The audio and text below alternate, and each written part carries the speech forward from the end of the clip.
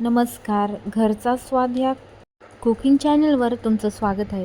रोजच्या भाज्या झटपट आणि रुचकर होण्यासाठी एकदाच असं वाटण तयार करून घेणार आहोत. त्यासाठी आपण 10-12 कांदे घेऊन ते असे उभे कापून घेऊयात.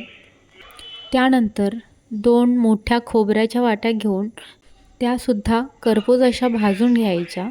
हे वाटण जवळपास आठवडाभर टिकून राहतं. कांदा असा व्यवस्थित परतून घ्यायचा.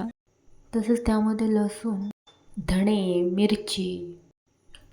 मिरची घेऊन व्यवस्थित परतून घेऊन जोपर्यंत लालसर तांबूस असा कलर येत नाही तोपर्यंत परतून घ्यायचा. त्यानंतर त्यामध्ये कोथिंबीर टाकून मिश्रण एकजीव करून घेऊन मिश्रण थंड करून घ्यावे.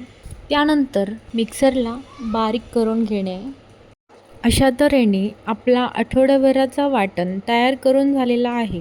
अशा घरगुती रेसिपीसाठी व्हिडिओला लाईक करा, शेअर करा आणि सबस्क्राईब करा. थँक्यू.